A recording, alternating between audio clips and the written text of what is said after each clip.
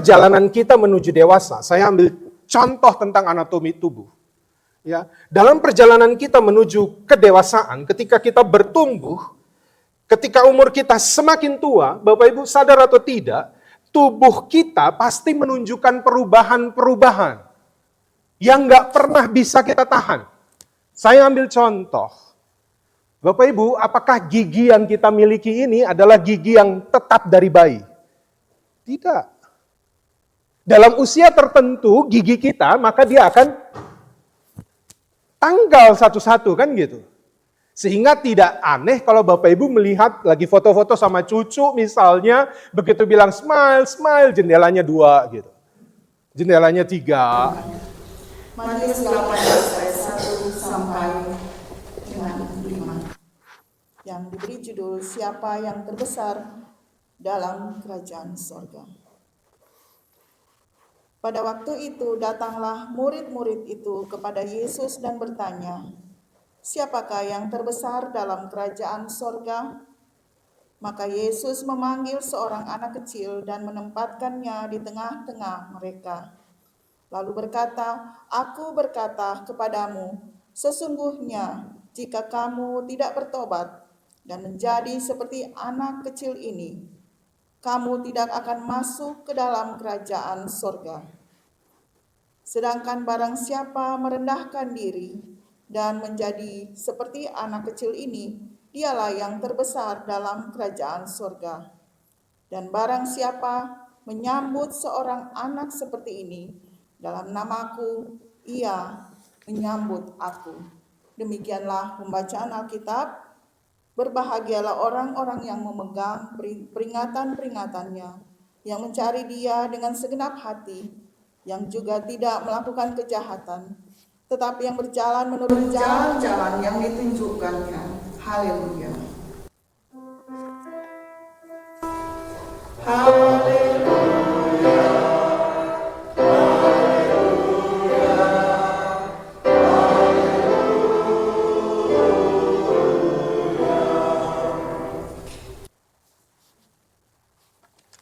Bapak Ibu dan saudara-saudara yang dikasihi Tuhan, Shalom.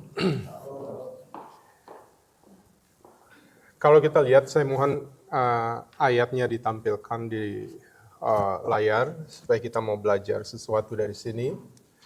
Kalau kita lihat, tolong dipasang langsung ayatnya yang ketiga.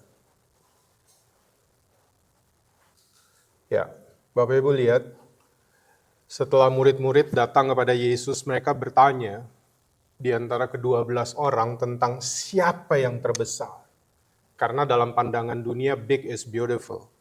Gitu ya. Maka siapa yang terbesar? Yesus menjawab ini. Jawaban Yesus kalau kita baca tadi, kelihatannya sederhana. Tapi di sini sangat keras Yesus menjawab. Yesus bilang begini, ayat 3. Lalu ia berkata, aku berkata kepadamu, sesungguhnya jika kamu tidak bertobat, dan menjadi seperti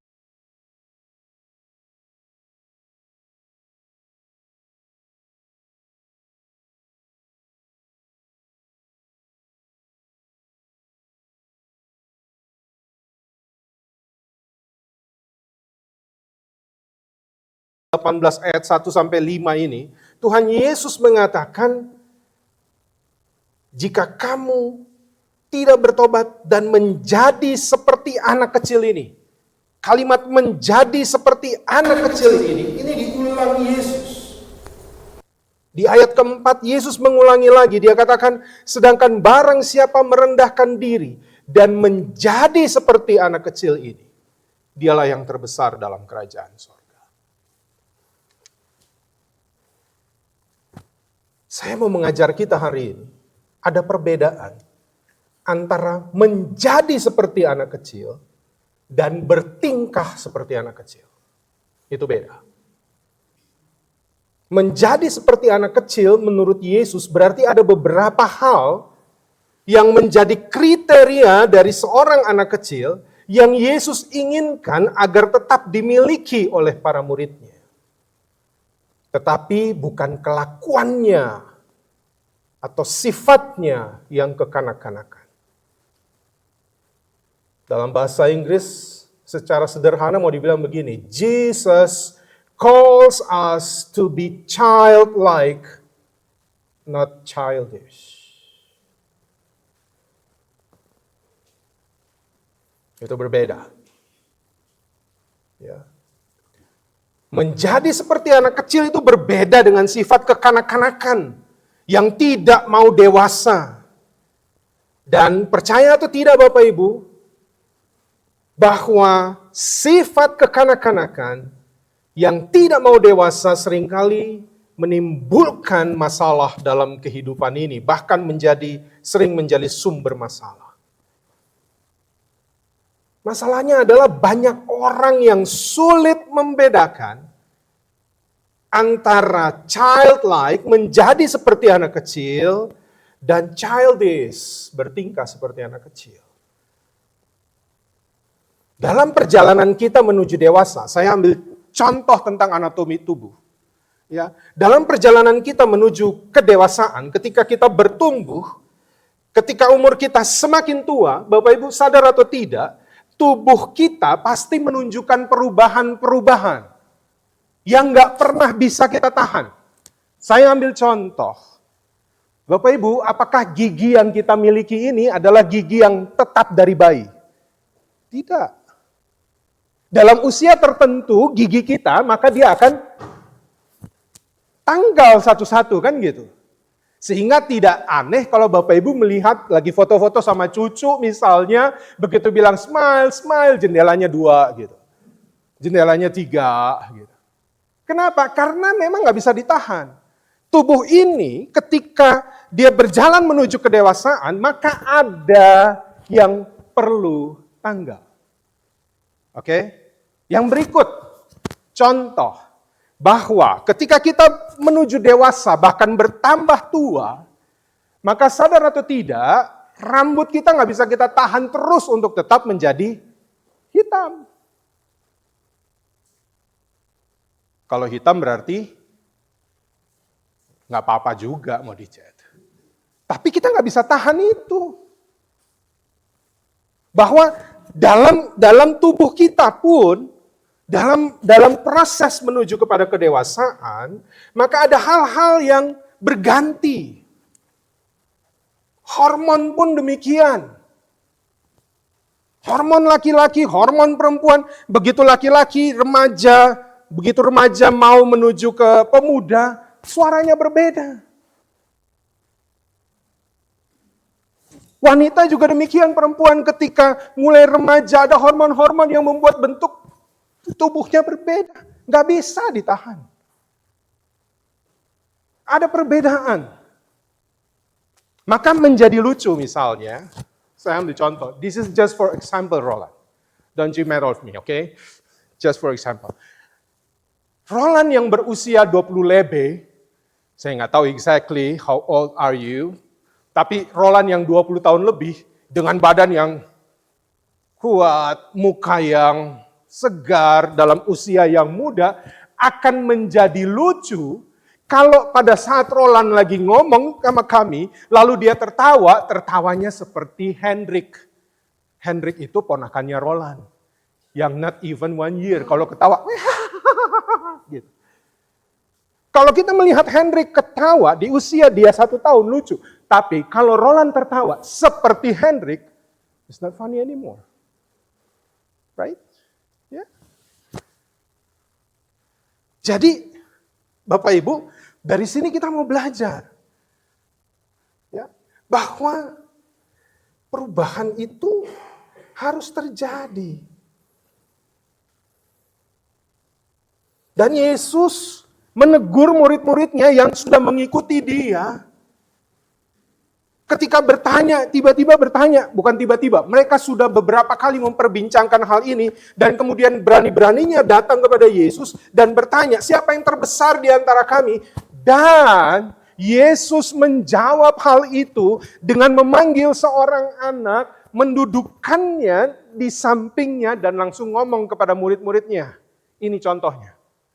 Bapak Ibu, kalau saya misalnya menegur Bapak Ibu dengan mengambil nanda, di samping saya gendong, Dan saya bilang kepada kita semua, siapa yang nggak seperti anak kecil ini, dia tidak akan hidup dalam kerajaan sorga. Apa nggak tersinggung Bapak Ibu? Baca tulis saja belum bisa Anda. Kenapa dibandingkan dengan kami yang dewasa? Dan dalam budaya pada saat itu sesuatu yang ekstrim, yang tidak lazim.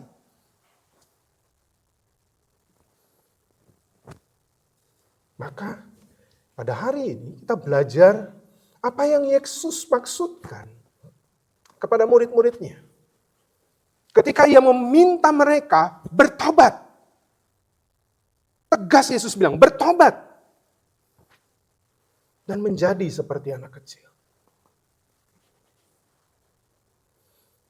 Maka jangan kita langsung telan bulat-bulat tentang pesan Yesus. Saya mau mengajak kita untuk memahami sedikit tentang hal ini dengan mengajak kita membaca, minta tolong ditampilkan 1 Korintus pasal 14 ayatnya yang ke-20.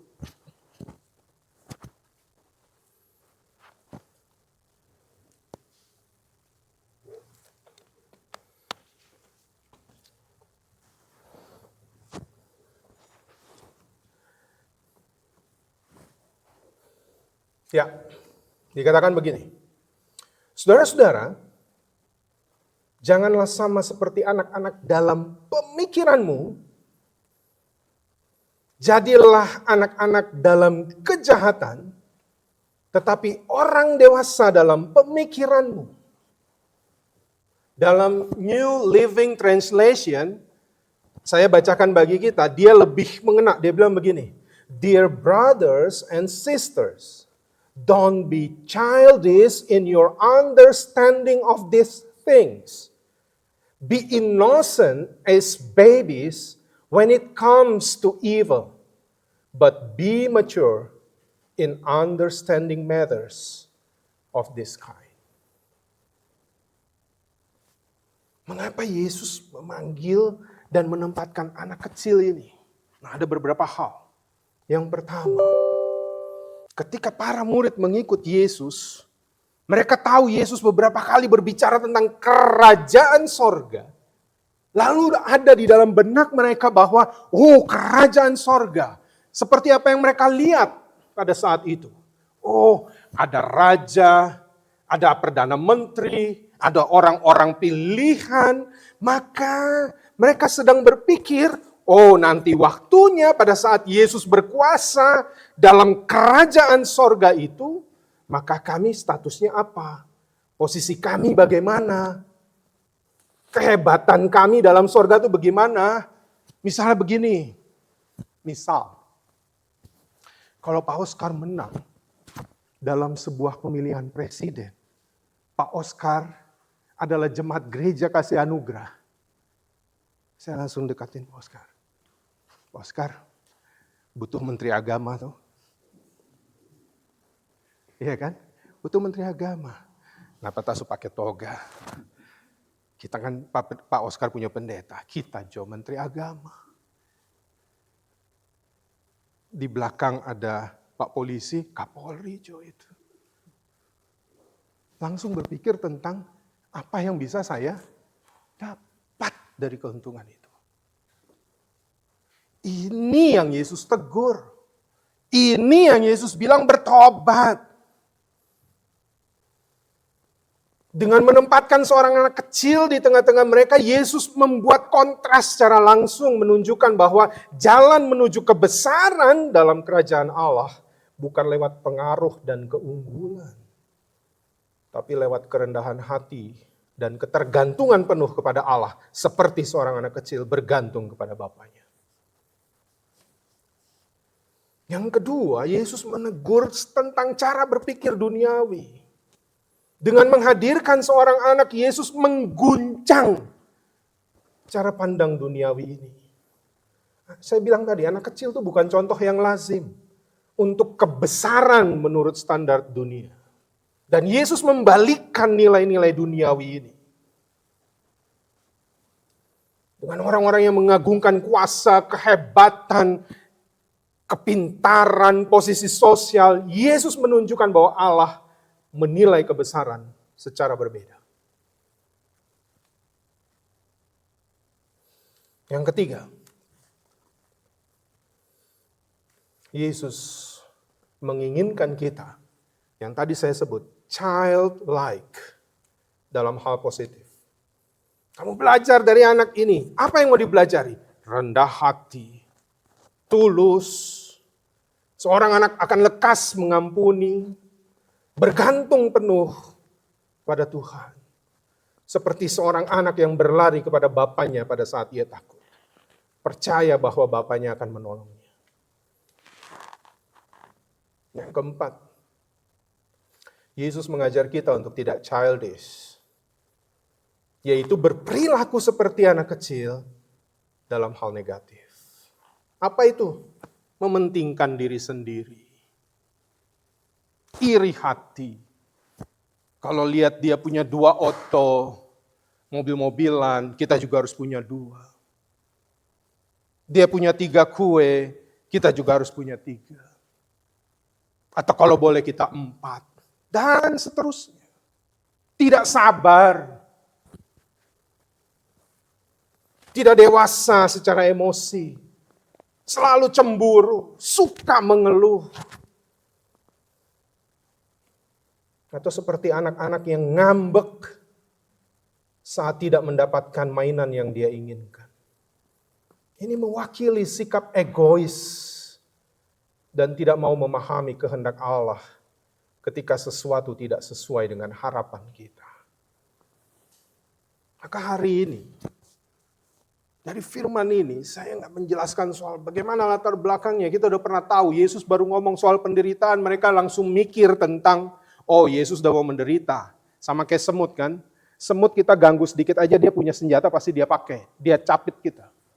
Nah Yesus mau menderita, begitu Yesus mau dibuat menderita, mereka pikir Yesus akan melawan, Yesus punya power, Yesus punya kuasa di atas segala kuasa. Maka kami mencari apa yang kami dapat ketika Yesus berada di kerajaan surga.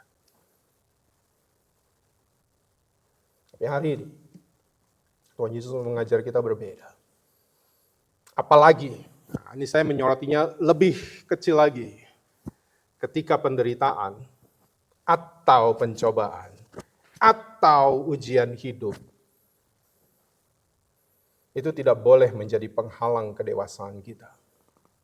Tapi justru melalui hal-hal itu, proses pembentukan agar kita menjadi dewasa itu dimulai. Maka 4 pesan, ya beberapa nanti saya sampaikan bahasa Inggris supaya dalam bahasa Inggris supaya beberapa anak muda bisa memahami. Yang pertama, Bapak Ibu dengar baik ini. Orang yang dewasa rohani, dia tidak akan pernah lari dari masalah. Tapi dia akan menghadapinya dengan iman dan pengharapan. Pesan kedua, di saat masalah atau penderitaan atau pencobaan atau ujian hidup yang datang lewat berbagai hal yang kita alami,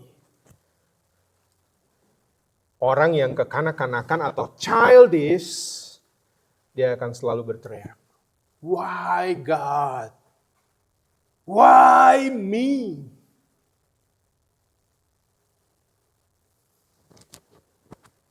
Itu childish. Tapi orang yang dewasa, dalam kedewasaan imannya, ketika dia menghadapi berbagai hal yang tidak sesuai dengan harapannya, yang menyakitkannya, dia tidak berkata, "Why God, why me?" Tapi dia menghadapinya dan dia bilang, "Why not?"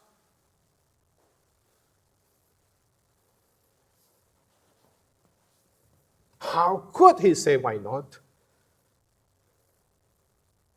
Kalau itu datang kepada saya akan bilang, "Why me? Kenapa saya yang disakiti? Kenapa saya yang mendapat penyakit ini? Kenapa saya yang mengalami kegagalan ini?" No.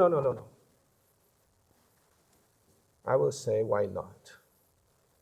Because I have Jesus who is greater than my troubles. And I know He is faithful. He loves me. And He will give me the strength to overcome all the troubles.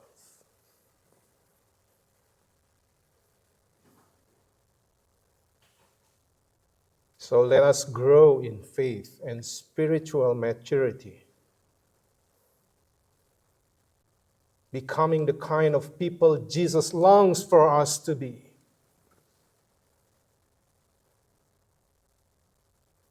Because, listen to this,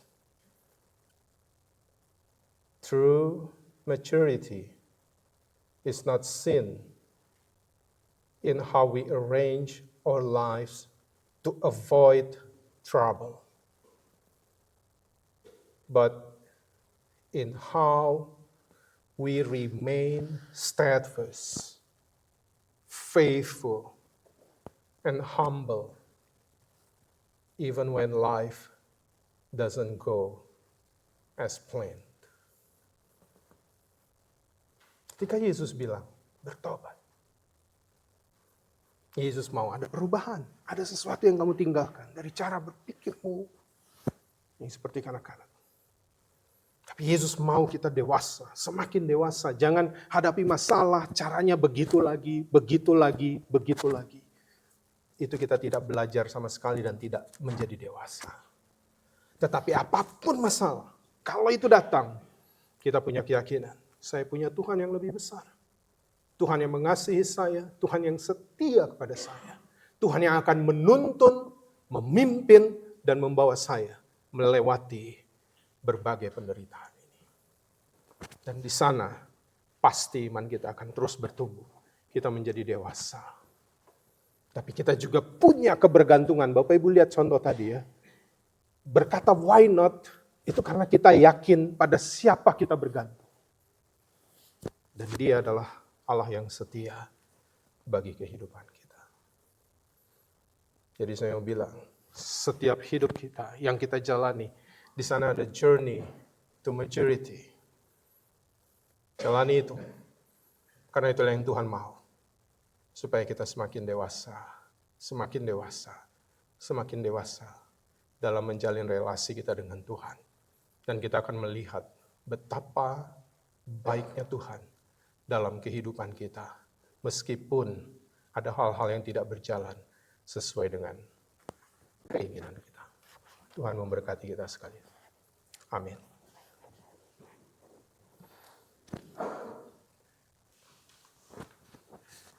Kita akan masuk dalam sakramen perjamuan. Karena itu dengarlah penetapan perjamuan yang diambil dari Injil Matius pasal 26 ayat 26 sampai 29. Dan ketika mereka sedang makan, Yesus mengambil roti, mengucap berkat, memecah-mecahkannya, lalu memberikannya kepada murid-muridnya dan berkata, "Ambillah, makanlah, inilah tubuhku." Sesudah itu ia mengambil cawan, mengucap syukur, lalu memberikannya kepada mereka dan berkata, "Minumlah kamu semua dari cawan ini, sebab inilah darahku, darah perjanjian yang ditumpahkan bagi banyak orang untuk pengampunan dosa. Akan tetapi aku berkata kepadamu, mulai dari sekarang, aku tidak akan minum lagi hasil pokok anggur ini, sampai pada hari aku meminumnya, yaitu yang baru, bersama-sama dengan kamu, dalam kerajaan Bapakku." Mari kita berdoa. Ya Bapa, Maha Kudus, Pencipta dan Raja semesta, kami bersyukur dan memuliakan nama-Mu.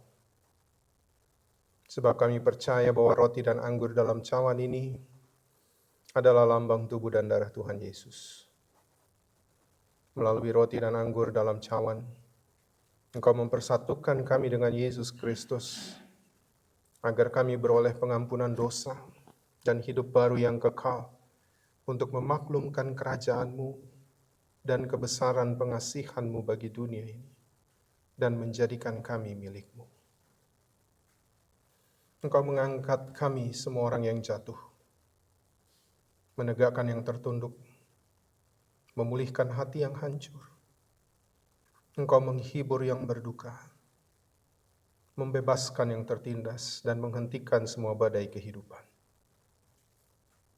Oleh karena itu bersama dengan semua hamba-Mu, malaikat dan manusia, nabi-nabi, para rasul dan martir, serta seluruh gereja-Mu di segala waktu dan tempat dan di sorga.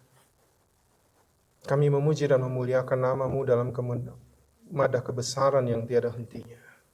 Kudus, kudus, kuduslah Tuhan yang Maha Kuasa, yang sudah ada dan yang akan datang.